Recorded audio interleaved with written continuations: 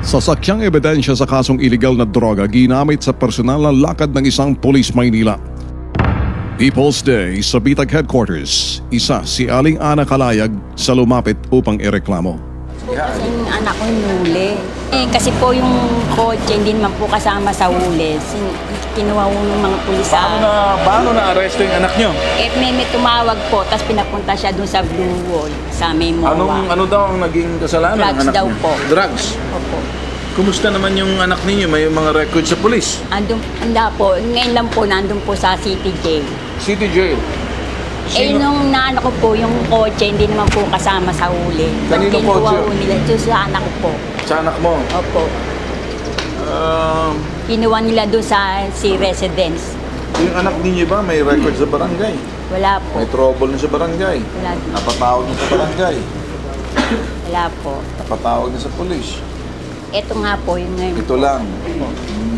Kilala ba yung ano bang trabaho ng anak ninyo? Ang alam ko po doon, nagpipil invest ng mga kondo. Kondo sa Pilanves. Ilang taon ang anak nyo? 33 po. Lalaki, babae? Lalaki po. Ito Nakausap po niyo yung anak mo? pangalan ng polis na binuha ng kotse.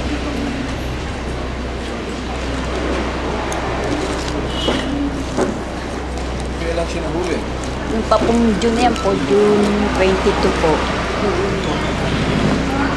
Na-inquest na siya, hindi ba? Nakakulong na po sa CTJ.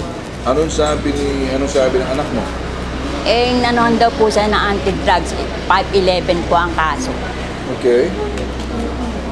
Ang nabol ko po yung kotse, hindi naman po kasama sa hulihan, ba't kinuha ho nila to sa residence? Naaresto ng mga operatiba ng District Anti-Illegal Drugs o DIDE ng Manila Police District ang kanyang anak na si Richard sa isang buy-bust operation sa Pasay City. Kasama umano'y tinangay ng pulis na si PO3 Modesto Bornel ang kotseng sinanla sa biktima. Paratang ni PO3 Bornel, accessory umano ang sasakyan sa pagbebenta ni Richard ng illegal na droga. Nirereklamo ko po yung pulis na humuli doon sa anak ko. Tinirame up po yung anak ko na tinawag po ng dalawang kaibigan niya, pinapunta po doon sa Blue Wall na Petron.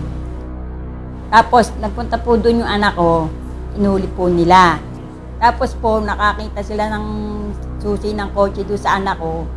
Kinuha po nila yung kotseng sa pilitan doon sa doon sa gwardiya, nilabas po nila.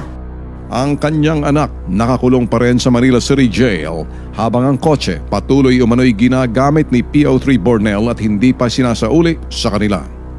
Nakita ko po yung sasakyan ng anak ko na ginagamit ni Modesto Bornel na may plakang HSH 257 Honda DTI. Ayon kay Aling Ana, lehitimong buy and sell at hindi droga ang negosyo ng kanyang anak. Kaya malaking bagay daw sa pag-usad ng kanyang kaso ang perang mapagbebentahan sana ng kotse. Binebenta namin yung kotse na yun dahil yung po yung abogado nanghihingi na po ng attorney's fee. Agad nag-imbestiga ang bitag. Unang tinungo ng bitag ang District Anti-Illegal Drugs Special Operations Task Force ng Manila Police District kung saan naka-assign si PO3 Bornel nung isinagawa ang buy-bust operation laban kay Richard. Inikot din ng bitag ang buong compound ng Manila Police District. Wala ang sasakyang pag-aari ni Richard. Sunod na tinungo ng bitag ang Arellano Outpost ng Malate Police Station kung saan nailipat ng assignment si PO3 Bornel. Dito, agad na ispatan ng bitag sa labas ng PCP station ang isang kulay gray na Honda Civic na may plakang XHS 257. Sa ikalawang araw na pagmamanman ng bitag, eksaktong kadarating lamang ng pulis na si PO3 Bornel sakay ng kotseng kinuha mula sa suspect na si Richard.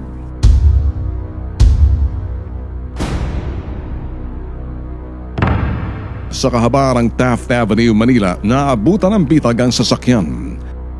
Mula Taft Avenue, sinundan ng bitag ang sasakyan hanggang sa Santa Cruz, Maynila. Pagdating sa Tayuman, Maynila, tila nakatunog si PO3 Bornel, huminto at naghazard sa gitna ng kalsada. Naghihintay ng susunod na galaw ng bitag undercover. Dito, napagdesisyonan ng bitag undercover na iwanan na lamang si PO3 Bornel. Kinabukasan, tinungo ng bitag ang presinto kung saan naka-assign si PO3 Bornel. Agad naman siyang iniharap ni PCP Commander na si Senior Inspector Romel Salazar. So ang nangyari po niya, mayroong hindi mabayarang acceptance fee si Richard Calayag sa abogado niya. So nakausap ko po yung nanay niya at saka mismo si Richard Calayag na ang sabi sa akin, "Sir, kung gusto mong bilhin ng ang kotse, di bilhin mo." So sabi ko, sige, ang ginawa ko, binayaran ko po yung kotse. So ganito po ang nangyari ngayon yan. Yung nanay niya, kasi ang usapan ho namin dyan ay 120. Nabayaran ko na ho siya ng 111. Kulang na lang po ako sa kanya ng 9,000. Inamin din na PO3 Bornel nasa pangangalaga niya ang kotse dahil nabayaran na daw niya ito. Ang kausap ko po dyan, ma'am, ay si Attorney De Los Santos, yung abogado po nila. So, ang sa akin naman po, inihintay ko lang po yung na ma-fully paid ko yung kotse. Tapos, kukunin ko na po sa kanila yung RCR. Pero ang kanyang katransaksyon, hindi ang pamilya, kundi ang abogado ni Richard Calayag sa kasong drugs. Para mapatunayan, tinawagan ni PO3 Bornel ang secretary ng abogadong katransaksyon. May problema eh, tungkol sa sasakyan. Inireklamo ko nung ninanay ni Chade sa bitag. Akala ko, bati okay na kay nanay? Di ba alam naman ni nanay na...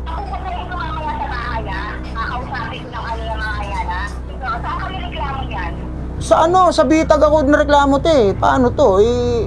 Tawagan mo ngayon para maklear ako kasi ang nirereklamo nila yung sasakyan. Di ba bayad na rin naman ako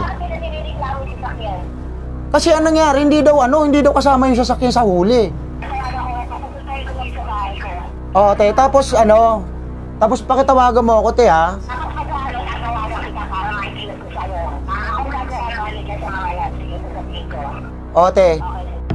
Mahigpit na ipinagbabawal ng Philippine National Police ang paggamit ng anumang na-recover ng sasakyan, mapapersonal man o opisyal na pangangailangan ng pulis.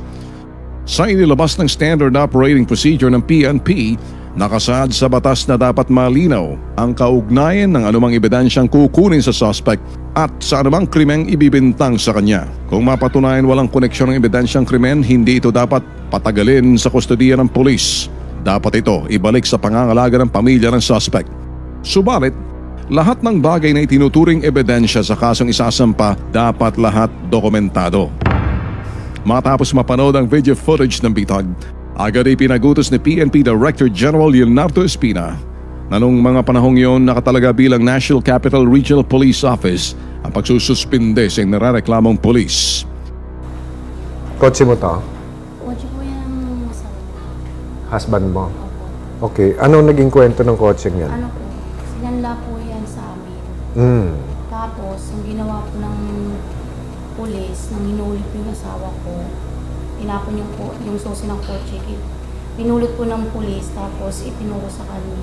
Pinatuturo sa kanya kung saan po nakalagay. Tapos kinuha po ng pulis. Tapos dinala sa UN. Pagkatapos niya dala sa UN po, ginagamit niya na hanggang sa nakakulong yung asawa ko, hanggang sa inabot na 1 taon po ginagamit. Nadala niya po yung 1 taon. Ilan? 1 taon po ginagamit niya. Ito? Opo.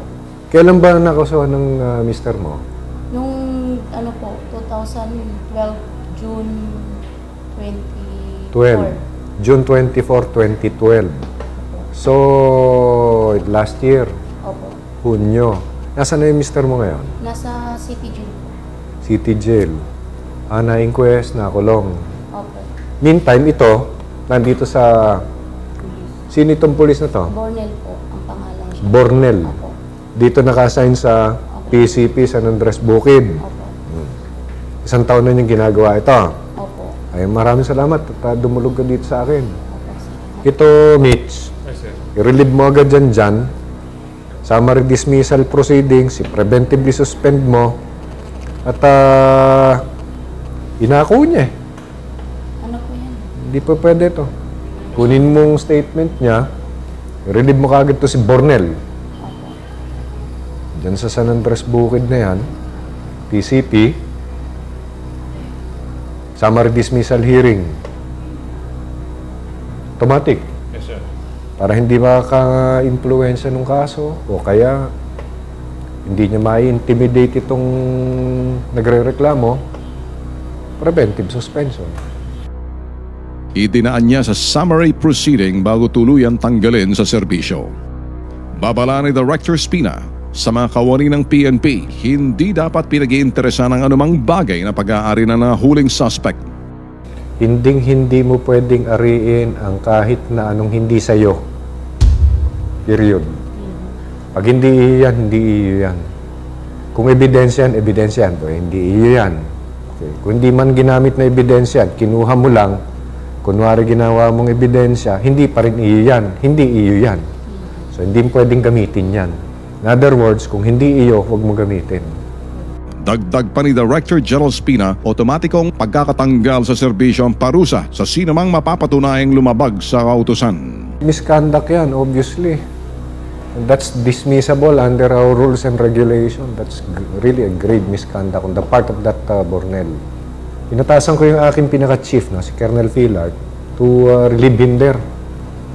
Lagay dito sa Arpihaw, Regional Personnel Accounting and Holding Unit, para sa ganon, maimbestigahan, preventively suspend muna para hindi nakakapaharas o kaya na-influensyahan yung outcome ng kaso.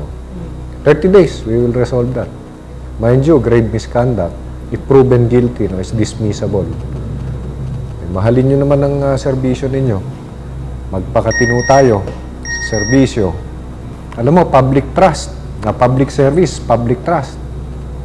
Once the trust disappears, I don't think anybody can be a public service anymore. So, goodbye. Period.